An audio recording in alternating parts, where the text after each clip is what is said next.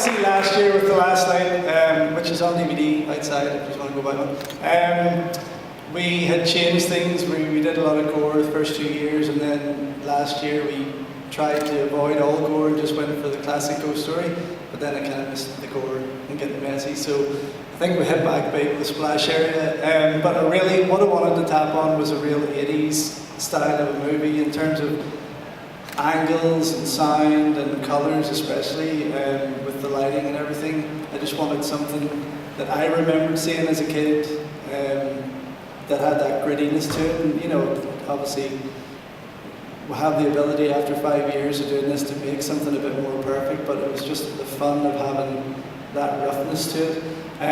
Obviously due to the Irish weather and other difficulties, we spent $600 on that, so we've pushed the boat out a bit this year. But there was other budget restraints and weather, we decided that there were scenes missing that I needed to fill in, so I illustrated those in the book pretty much 2 days before the premiere, 3 days before the premiere, back home, and filling them with my kids and this other guy reading the story to them, and kind of tied it all together and made a bit of an adult's never-ending story. So yeah, any questions? Fire away, please. Hello, Erica. What did you use as nuts and brains? They were all real. No, they weren't. I'll pass you over to Rachel for that.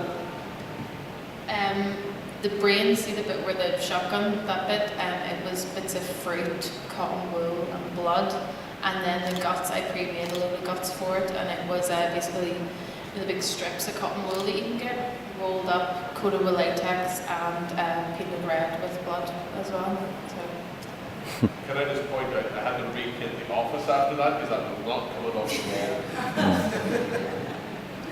Who else had a question? Harriet? Did you have to build all that names and everything? Did you have to build everything? No, that whole kind of funhouse setup is actually Roddy's place of work, which is an airsoft site. So there was a maze already built. We don't build things, we just go out. If I find a set, then I write a movie around it. That's basically how it works. So thankfully we came across this. We had, do you remember the big asylum from Battle of the Bone?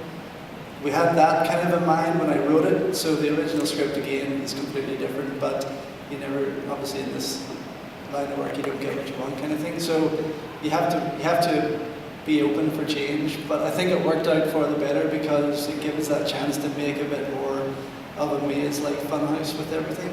The most of it was shot in one car room.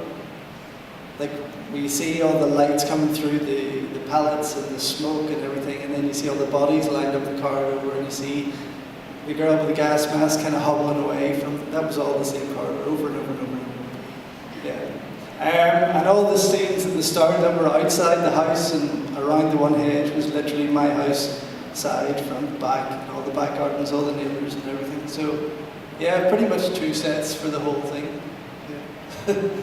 Any other questions? Sorry, it's freezing. How long did it take you to film that? Yeah, it was about 3 months on and off. It was very tricky because originally the 4 main cast members were, like, we shot this 4 years ago for a week before we made the knackery, but we realised it was so big we couldn't do it. So I was originally wrapped in bandages. So whenever we recast for it and decided to kick things off again, the kids came in, and they were originally supposed to be 25, 30 years of age, but whenever they came in, we kind of saw this kind of good vibe they had between them. Then I kind of decided I would rewrite everything for younger, you know, for them to be younger heroes, and I've never seen younger ones going after the big bad guys before, so I kind of thought it would be fun having these 15-year-olds taking on 7-foot clowns. So on and off 3 months, there was times where I was away for a week, Roddy was away for a week, the kids were doing their exams all over school, so they were taking weeks off here and there, so it was very, very, very tricky. I lost my hair because of it. Any other questions? Oh, sorry, Carl. Do the clowns have like nicknames, like pickles or something like that? On set, they kind of did. There was a very big competition between them, you know, like, obviously you had Big Brian, who's 7 foot. He was kind of the leader, and the others then were intimidated by this, you know. So John, who's the main clown on the flyer, he was very much, he would have been putting all out. That's Robbie Render from The Last Light, that's his brother. But he really would have went for it. He played up the most competition. They had their own names between them, like Dickhead and no. Depends who looked good on screen. Alan, of course, in the dress. Alan was Eugene Abelsquire from the Knackery. He was the host in the Knackery, if you remember, and things like that. I mean, he was teabagging people on set and weird shit, and it was just like, he was the weirdest one, you know. So we called them other things, but on set they had their own nicknames. Yeah. Don't remember. Sorry. Hey. All right. So gotta ask, why did the guy want to be in the press and the spandex? Like, That's Alan. That is just Alan. I feel like it was more of a, I want to be in a dress. If you want a dress, you have it. Alan turned up dressed like that, you know. We don't ask questions. Alan does that. What you see on screen is what you get at home. That is it. He only gets out once a week. The guy in the spandex and the Little Britain suit, the only guy in the village, he originally sent me a photo with him wearing that and the half-chucking mask and the red wig, and I gave him the part straight away. Because I thought it was the most disturbing thing I've ever seen. Plus he didn't wear a cup, which was even more disturbing, because Rachel had to work around that area a few times. And she used to think he was smuggling broccoli in or something. So what's the backstory of the clowns? Like, what We originally in the office, when she was in there and saw the photos, we had taken some photos but not enough to tell the story. So the idea was that the old doctor would have been working in the circus, you know, working with them, and then adopted these clowns and brought them to the hospital. So there was a whole backstory there with that. And the idea was to go into the photos and create that 3D effect through the photos to take you on that journey, but we just didn't. We didn't get it done. Why are they killing people? They're just fucked up in the head. I mean, is there any other excuse really? You know. If he's the leader, the doctor.